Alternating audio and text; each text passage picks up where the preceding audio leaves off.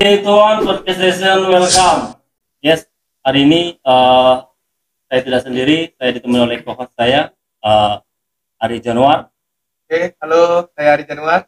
Ya, hari ini kami suatu kebanggaan bisa mempodcast Ketum SPK yang menyempatkan waktu beliau hadir di TV3 Palembang. Pak Edi, itu yang. Hai, halo, selamat siang.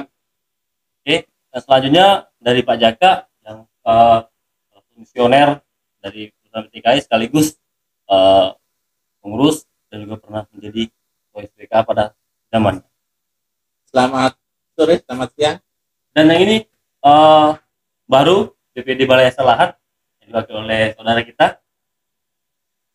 Selamat sore, saya dari Lahat. Nama saya Kasihan, aku ketua di Balai Salahat.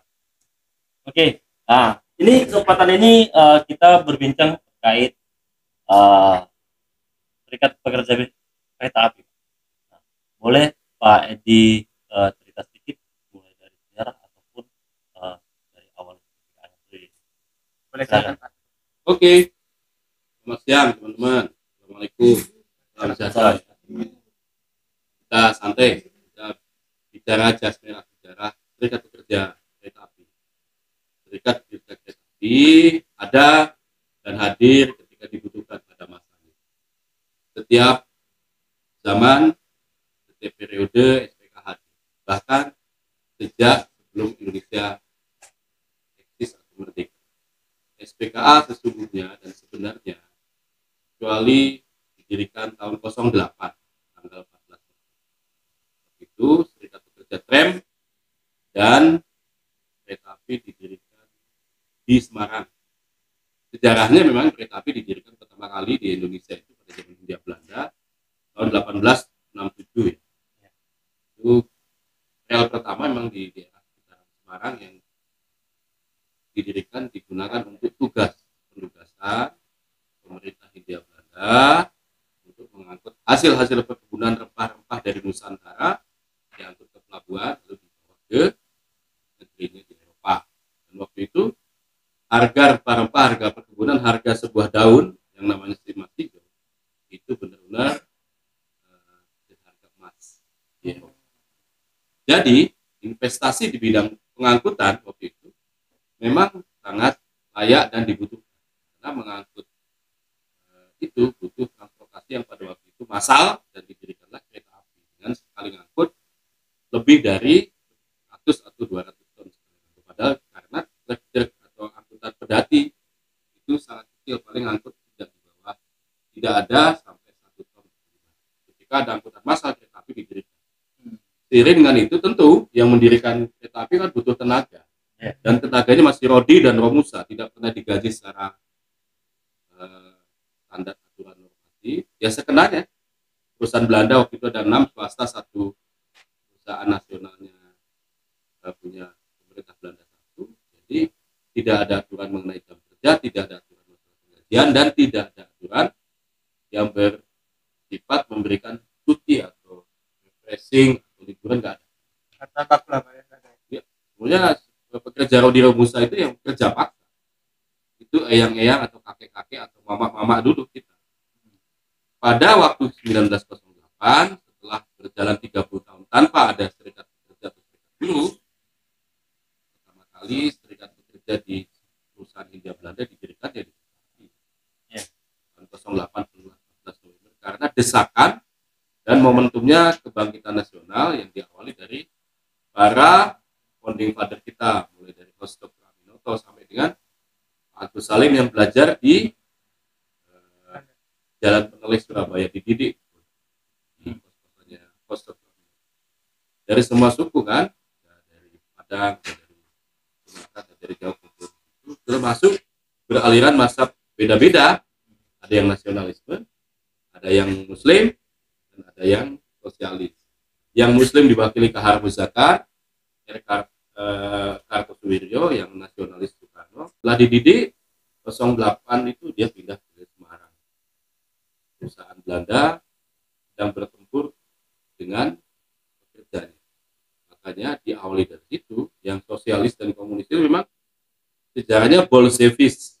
Sejarahnya itu kaum proletar melawan kaum bangsa lawan. Raja terakhir di Rusia itu berhasil digulingkan oleh kekuatan proletar dan kekuatan buruh. Zamannya Marxis dan zamannya Stalin. Nah, di situ serikat pekerja dijadikan contoh di Rusia, dijadikan contoh oleh Snevret dan Semangun untuk melawan penjajahan terhadap kaum proletar dan buruh sebagai manusiawi, diperlakukan sebagai hewan yang tidak punya hak politik, tidak punya hak menyampaikan pendapat, punya hak untuk ngomong saja tidak. Serikat buruh Papua belum ada. Itu kesadaran dan kebangkitan nasional sesungguhnya bukan 20 Mei saja, tetapi kebangkitan buruh mengawali jumlah populasi paling besar di Hindia Belanda waktu itu. Kalau kebangkitan nasional 20 Mei itu hanya para pelajar, tapi buruh punya kekuatan jutaan. Sesungguhnya pada saat didirikan Serikat Buruh Kereta. Oke, siapa? Sejarahnya itu. Oke, sebelumnya itu kita cut dulu Pak, soal azan. Nanti kita sambung lagi buat teman-teman sekalian. Kalau nanti kita akan lanjut setelah azan kita lanjut lagi. Oke. Oke, teman-teman sekalian kita lanjut lagi. Tadi berhubung azan kita cut sebentar. Kita azankan dulu. Tadi dibahas oleh Pak Ketum itu dulu itu SBS Pak Ketum ya. Berarti sebelum Serikat Pekerja itu ada SBI dulu pertama kali. Serikat Buruh. Serikat Buruh kita api. Oke. Lanjut tadi Pak. Ya, kebangkitan nasional itu diawali kebangkitan buruh tahun 14 November 08. Ya. Buruh setelah didirikan memobilisasi semua pribumi pekerja, pribumi buruh, dan juga mendirikan serikat buruh di semua usaha-usaha, bukan hanya di kereta, tapi sebagai perintis serikat buruh. Mobilisasi dari 08 sampai tahun 21. 3 tuntutan yang selalu disampaikan kepada penjajah pemerintah Hindia Belanda. 1, jam kerja tidak melebihi 40 jam kerja seminggu. 2, upah minimum diberikan, kebutuhan sangat dasar. Yang ketiga, itu hak cuti yang harus wajib diberikan.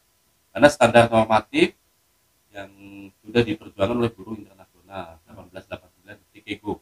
3 hal itu. Tujuannya buruh kereta api pun menggalang seluruh buruh itu fokusnya perjuangan pada 3 hal.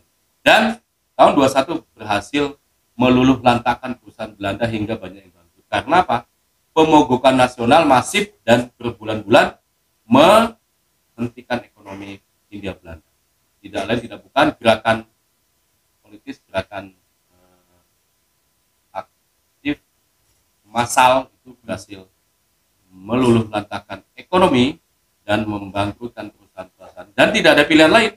3 tuntutan akhirnya dipenuhi dan berhasil perjuangan buruh yang dirintis Serikat Buruh Kereta. Maka itu dibuat tanggal semua diberikan nasional. Nah, itu tahun 21 itu menjadi momentum buruh pekerja bangkit dan mulai ke arah memerdekakan Indonesia secara gerakan politis yang dimanfaatkan oleh partai nasionalis dan lain mendekati tahun 45. Jadi teman-teman sekalian, buruh pekerja kereta api bukan hanya merintis di internal perusahaan saja, sudah pada gennya, sudah pada spiritnya, dan sudah pada panutan untuk pejuang-pejuang yang lain. Memang kita adalah keturunan orang-orang yang patriot untuk memperjuangkan sesuatu yang seharusnya yang orang lain tidak berani, tapi buruh pekerja kereta api selalu berani mengambil risiko untuk memperjuangkan hal yang seharusnya didapatkan oleh rakyat pekerja pada umumnya.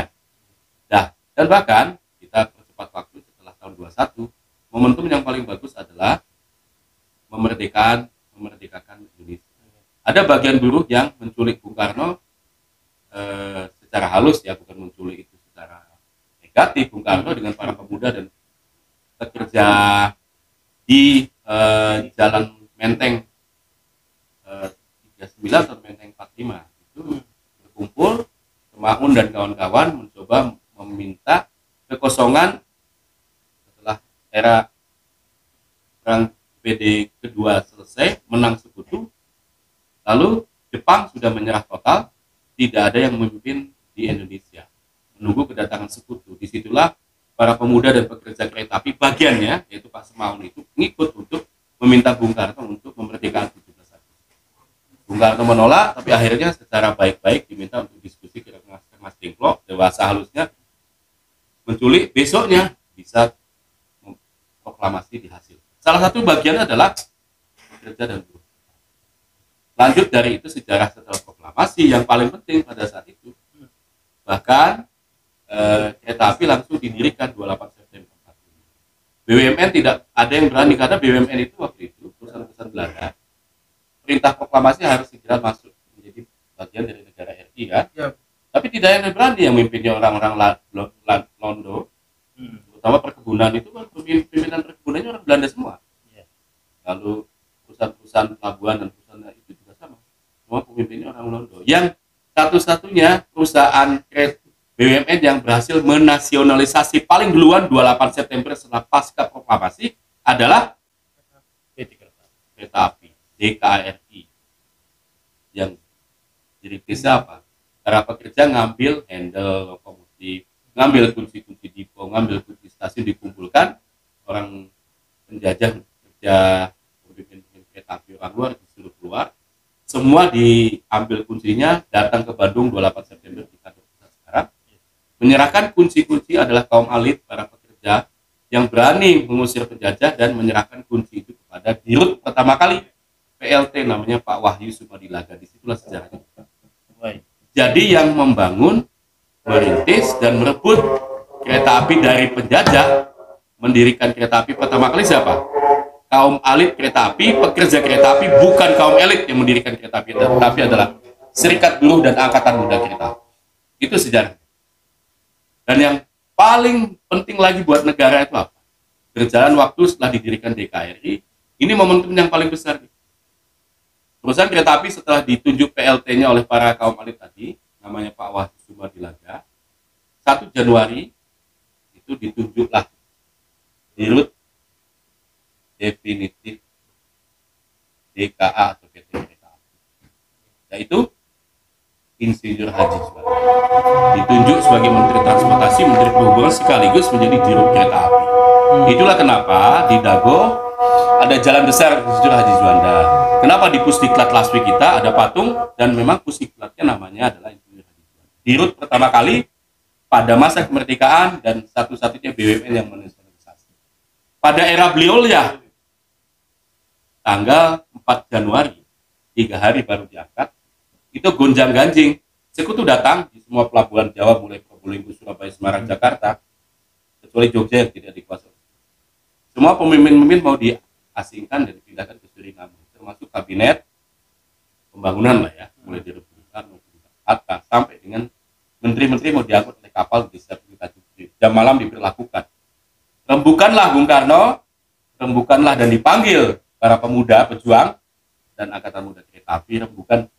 Akhirnya timbul satu ide dari para pekerja, apalagi Angkatan Muda Kereta Api buat kereta api sudah bisa mendirikan KAI-nya.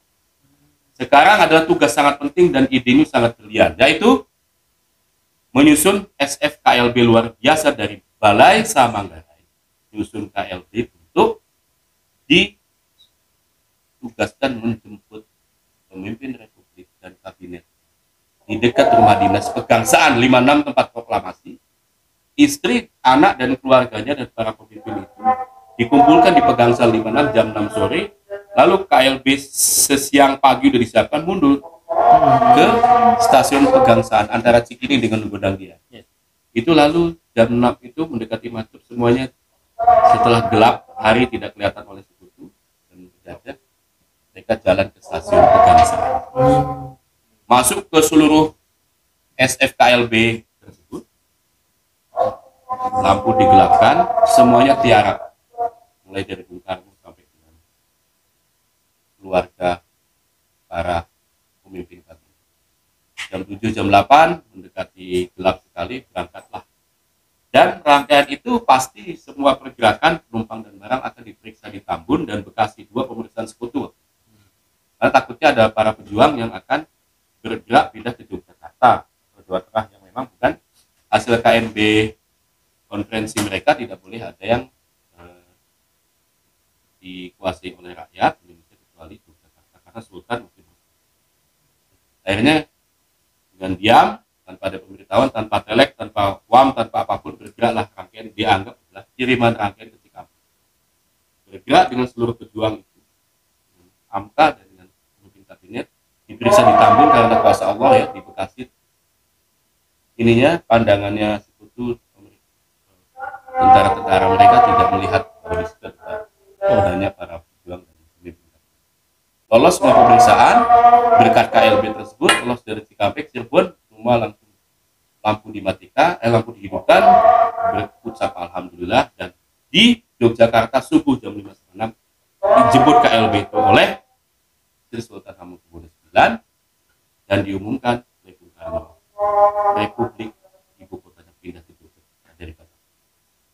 Jadi AMKA kerja kereta api menyelamatkan eksistensi NKRI, bukan hanya mendirikan KAI. Itu sejarah yang semua tercatat di arsip nasional, tercatat dalam buku sejarah dan tulisan tangan Bung Karno yang bagus itu. Mengucapkan kepada para pekerja Angkatan Muda Kereta Api adalah para militan pejuang yang cinta pada negaranya dan berhasil menyelamatkan NKRI. Itu tulisan tangan dan ada sejarah. Itu perjuangan dan kita harus bangga menjadi bagian pengurus serikat. Sampai kapanpun, sampai sekarang kita adalah gen dan punya kromosom eyang-eyang yang mendirikan kereta api, mendirikan negara. Itu sejarahnya.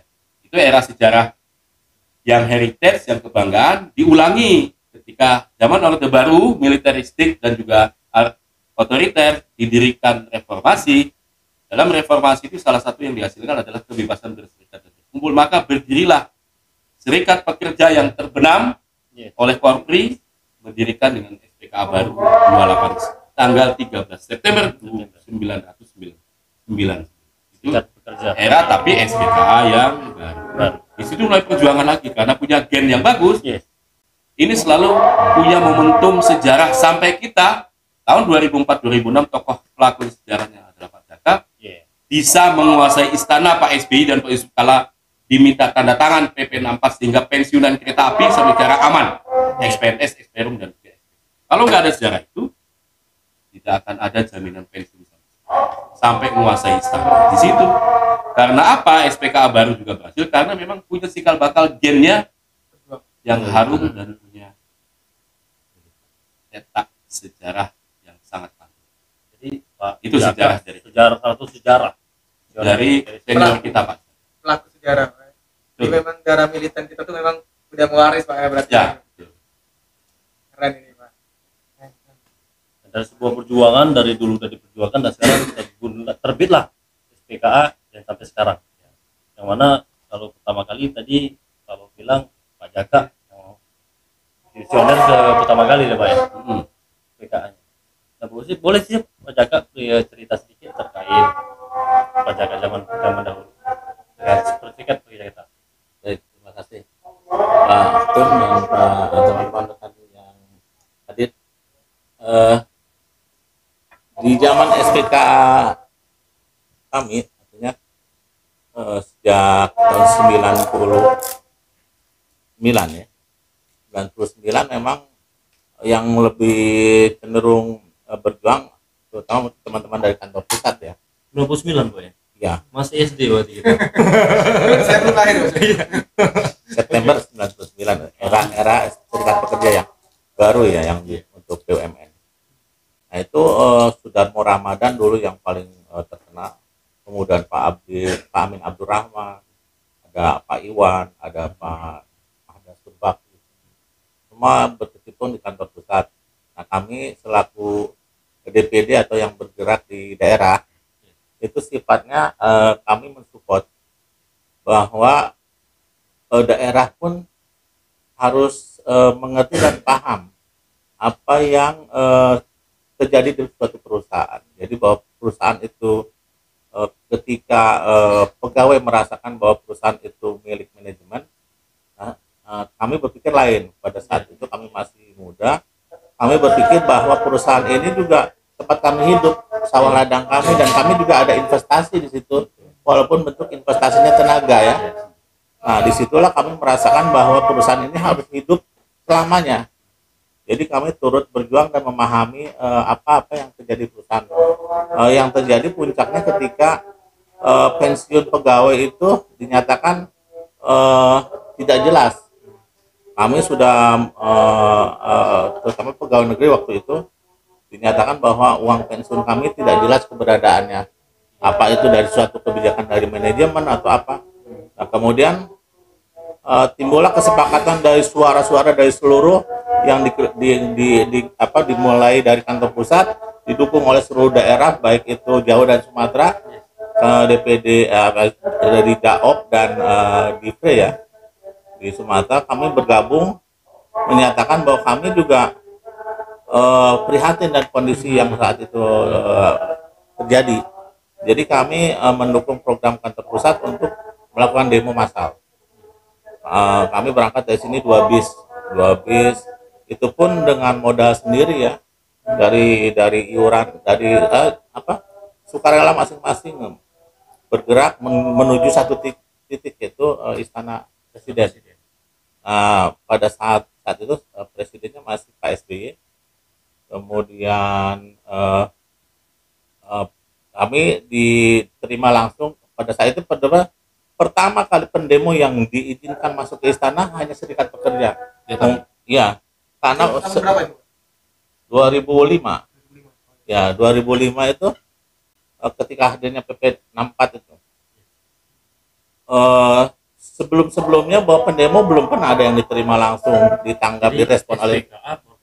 Iya, mungkin tadi karena sesuai dengan yang disampaikan oleh Pak Ketum bahwa sejarah serikat pekerja atau buruh atau pekerja disebutnya di kereta api ini sudah banyak jasa-jasa perjuangannya, sehingga memang akhirnya negara pun mungkin khawatir bahwa ini menjadi tulang punggung negara nih, pegawai kereta api ini kalau sampai kurang salah penanganan bisa berakibat fatal. Apalagi waktu itu dukungan dari internasional ITF sangat kuat. Waktu itu dari seluruh termasuk dari pihak transportasi, pelabuhan dan segala macam, kami didukung penuh dan alhamdulillah permintaan dikabulkan. Nah, waktu itu kami kontak langsung dengan Pak Menteri Perhubungan, Pak Hatta Rajasa. Pak Hatta Rajasa bersama dengan Pak Andi Maranggeng, waktu itu sekretaris negara kalau nggak salah. Nah, beliau meminta perwakilan dari dari wilayah Jawa Timur, Jawa Tengah, Jawa Barat, dan Sumatera. Nah, kebetulan perwakilan dari Sumatera saya yang diwakili. Jadi waktu itu ada 7 orang diizinkan masuk. Saya salah satunya yang masuk ke Istana Presiden, menyampaikan aspirasi dari seluruh, kurang lebih waktu itu masih sekitar 20 ribuan, 20 ribu lebih lah pegawai kereta api. Nah, kami diterima di situ menyampaikan keluh kesah kami kenapa sampai pimpinan atau pimpinan kami lah, manajemen itu abai terhadap kesejahteraan pegawai. Nah, akhirnya disepakati bahwa Presiden menyatakan penjaminan bahwa untuk pensiun kereta api bisa dipahami akan tetap diurus oleh negara, namun pembiayaannya mungkin akan terus berlanjut oleh PT Kereta Api sendiri. Nah, tapi PP 64 itu bagi kami adalah salah satu terutama yang PNS ya. Kalau yang sekarang kan ada Perum dan PT ya. Yang PNS ini sangat beruntung karena saat itu yang kami tuntut itu 10% di atas penghasilan PNS. Kondisi kami di kereta api pada saat itu gajinya masih di bawah PNS. Jadi kami ini pegawai perhubungan yang dititipkan atau ditugaskan di kereta api. Nah, penghasilan kami waktu itu kesejahteraannya di bawah pegawai negeri. Nah, dengan terbitnya PP 64 bahwa kami dijamin oleh negara dan kesejahteraannya di atas 10% di atas PNS, itu menjadi bekal kami untuk ke daerah menyampaikan agar kondisi menjadi lebih baik dan menenangkan untuk rekan-rekan kami seluruh yang ada di daerah. Nah, itu kan ya, alhamdulillah semua juga tadi bahwa serikat pekerja ini artinya melaksanakan tugas sesuatu yang memang seharusnya manajemen memahami atau siapapun memahami bahwa ada hal-hal yang tidak bisa dilakukan oleh manajemen, tapi hanya bisa dilakukan sifatnya oleh serikat pekerja. Nah itu harus kita pilih-pilih nih peran sebagai apa ketika serikat pekerja hadir di situ. Apakah ini ranahnya manajemen atau ranahnya serikat pekerja? Kita jadi semacam sisi mata uang yang memang saling membutuhkan, tidak untuk saling mengabaikan. Kalau bahasa milenial sekarang kolaborasi. Betul. Jadi, nah dari situ kami memahami bahwa serikat pekerja itu bagi siapapun menjadi satu kesatuan yang memang harus dipertahankan untuk selamanya. Dan alhamdulillah sampai sekarang. Nah perjuangan kesininya lebih baik lagi dan banyak masalah-masalah seperti misalnya perjuangan yang dilakukan oleh serikat pekerja ketika Sumatera Selatan akan divikokan, akan diakuisisi oleh perusahaan instansi BUMN lain. Nah, padahal pendapatan dari kereta api adalah angkutan batu bara waktu itu. Nah, itu juga yang bergerak juga serikat pekerja. Kemudian pada saat permohonan permintaan penyelesaian tarif, manajemen nggak mungkin dia minta menyelesaikan tarif kan. Jadi peran itu dilakukan oleh serikat pekerja. Jadi pertama kali yang menyetuskan itu Pak Jaka. Bukan, artinya saya hanya mewakili dari wilayah Sumatera, hadir di situ sebagai saksi dan menyuarakan juga ikut serta ya. Berarti Pak Jaka mewakili pegawai Sumsel khususnya. Iya, Sumbaksel ya. Karena mewakili Lampung dan termasuk Padang dan Medan. Meminta untuk dana pensiun itu untuk kesejahteraan pegawai kereta api. Kami cuma minta jaminan bahwa pensiun kami harus ada. Ya sesuai dengan aturan yang berlaku lah. Iya. Berarti Pak Jaka yang pertama kali ya. Diterima yang diterima di Istana Presiden salah satu wakilnya. Dan saya juga ya sangat bersyukur waktu itu SBY selaku presiden bisa tercatat dalam sejarah bahwa satu-satunya demo besar yang langsung diterima oleh istana itu hanya serikat pekerja. Sebelumnya banyak demo dari misalnya tanda petik dari PTN ya. Itu setiap hari demo, dia menuntut masalah-masalah mereka dari lain, tapi jarang juga yang langsung diterima. Tapi kereta api waktu itu SPKA begitu demo langsung diterima. Mungkin juga tadi ada sejarah yang memang tadi perjuangan ikut serta dalam kemerdekaan, dalam perjuangan merebut dari Belanda, seperti itu kan mungkin. Jadi pesan-pesan baik dari perjuangan serikat pekerja itu tercatat. Nah, seperti yang perlu diketahui oleh para anggota. Ya. Karena para anggota nggak tahu kan, yang memperjuangkan supaya dana pensiun itu bukan manajemen yang tidak. Betul. Perusahaan melainkan serikat pekerja. Ya. Jadi kita memahami bukan kita juga mengabaikan manajemen dan menyalahkan manajemen, tapi kita memerankan hal-hal yang tidak bisa dilakukan oleh manajemen. Jadi kita satu kesatuan seperti suami istri lah. Ketika suami tidak bisa melaksanakan istrinya, ketika istrinya tidak melaksanakan ya suami saling menutupi. Seperti ini yang harus dikasih tahu para anggota. Ya. Tetapi pergerakan kita anggota tuh nggak tahu sih gimana kita bergerak. Tahu ada hasil. Nah, hasil itu mereka nggak tahu dari mana yang bisa menghasilkan. Ya tadi sampai yang terakhir kan baru tadi saja dicanangkan bahwa serikat pekerja kuat, KAI hebat. Nah itu kan kalau misalnya manajemen dan serikat pekerja bersatu seperti itu, saling memahami antara kepentingannya, tentu akan menjadi terbukti semboyan tadi. Oke, dari Pak Jaka, ini saya beralih ke Mas Eka dulu. Ya, Pak Ketum mohon izin kembali ke Pak Eka. Ini para milenial yang sekarang memegang divisi wilayah Tolahan. Ini muka-muka baru. Asik. Generasi lama ya. Jadi Mas Joni jangan kata Mas Joni. Jadi Mas Eka ini juga adalah salah satu ketua DPD termuda se-Jawa Sumatera. Ini menarik sekali. Boleh nih, Pak Eka, Mas Eka boleh diperkenalkan ketemu sekalian. Setiap tahun ketemu di jalan. Ya mungkin orang masih mengira bahwa Balai Lasa ini masih DPC, Pak. Oke, nah betul. Soalnya kan Balai Lasa ini kan DPC. Nah, sekarang udah beralih ke DPD. Naik lah. Naik jadi ya. Oke, silakan. Boleh, Mas. Izin Pak Ketum. Izin. Kasih Mas Doni, Chef dan Mas Ari untuk lahat ya. Kita deklarasi itu per bulan 11 November di 2022 itu melepas jersey lah dari DPC ke DPD. Karena selama 1 tahun lah kurang lebih kita berkonsolidasi dengan Pak Ketua DPD 3 dalam hal ini Pak Cinta selaku mentor saya dan panutan saya lah untuk organisasi SPKM. Karena beliau kan lebih senior dan sepak terjangnya di dunia SPKM ini sudah terlihat. Jadi untuk DPD ya, untuk Balai Yasa ya, alhamdulillah lahan lah Pak. Pertama, kita sebagai pencetus menciptakan sejarah baru di mana Balai Yasa bisa berdiri di DPD. Kita salah satu Balai Yasa terbesar lah se-Indonesia dengan mitra yang sama seperti Manggarai dan Jogja. Itu sama, tapi jumlah karyawannya kita hanya 334. Satu sedang proses karena posisinya lagi dinas Pak POK lah kalau sekarang.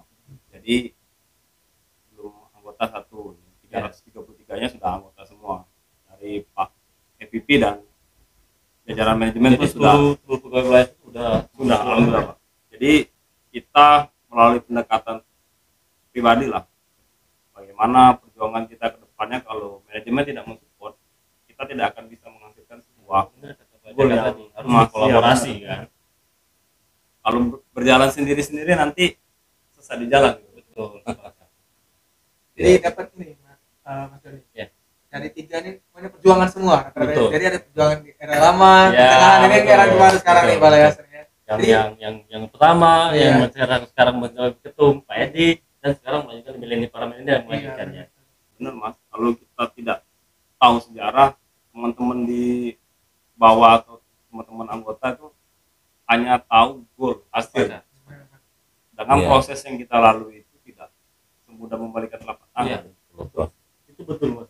Nah, kalau dulu kan belum ada namanya kayak itu. Sekarang digital dan lain-lain, sosmed kan. Iya. Kalau dulu kalau kita mau buat laporan anggota, laporan terkait misalkan kita mau ke sini nih, kegiatan ini kan nggak tahu Pak nya. Iya. Nah, sekarang kan udah ada digital system kan, kayak sosmed kita bisa tahu informasi ke anggota bahwa ini kegiatan IPK ini, anggarannya ini. Jadi kan jelas jadi kan. Karena dibantu lah sekarang kalau sosmed. Benar, prinsipnya sih transparan sama Ya. seperti prinsipnya DPD 3 Palembang kita transparan, jadi tidak ada yang ditutupi. Jika kita bergerak dari A ke B, ada kos yang dikeluarkan, ada biaya tenaga. Jadi jangan sampai anggota itu menilai hanya pengeluarannya segini, cuma hasilnya nggak ada. Nah, sampai kayak isu yang mungkin isu-isu di bawah itu sudah terlalu liar. Kadang kita tidak bisa mengeblok mana yang penting, mana yang hoax, dan mana yang kosong.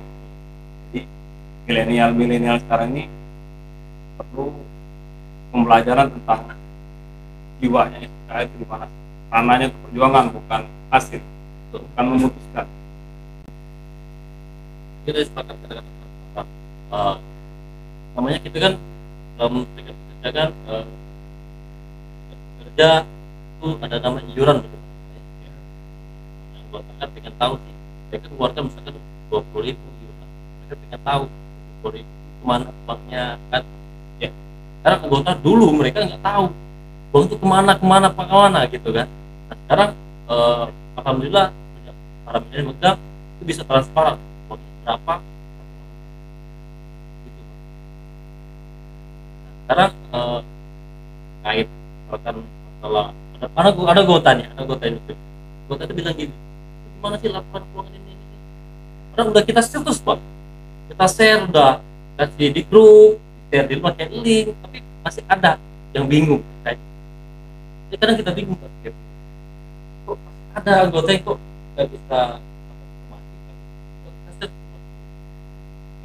misalkan ada terus tanggapan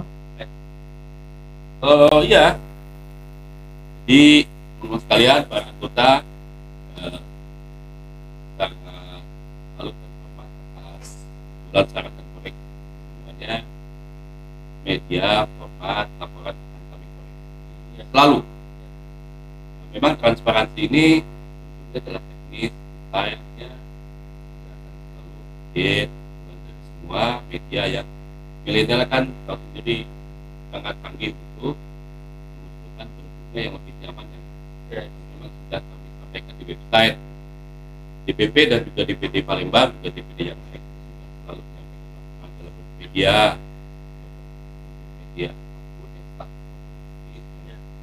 media maya. Kalau memang belum tersampaikan, kami juga tidak akan memaklumi saran kami akan kami buka sesuai dengan saran kami. Kami sangat memahami usulan dan info dan pertanyaan yang baik itu memang benar. Anggota bagi kami adalah segala, bagi kami adalah ada dan selalu layak hadir untuk pada saat dan semua aspirasi aspirasi dan juga para pengurus karena mulai dari PO sampai dengan bawah akan kita tindak lanjut semua koordinasi dan insya Allah setelah era penyesuaian iuran ini kalimatnya penyesuaian ya. Dalam penyesuaian iuran itu pertama kali saya aktif merintis mendirikan sejak 2009. Iuran itu 1.000, 2.500, lalu bergerak di tahun 2006 sampai 2010 itu pada era kenaikannya itu yang terakhir 10.000, 5.000 dan 2.500. Itu mentok di tahun 2011 2012 tidak ada perubahan lagi. 10.000, 20.000, 15.000 itu sudah berjalan 12 sampai 12 tahun tidak ada perubahan. Pada waktu itu gaji kita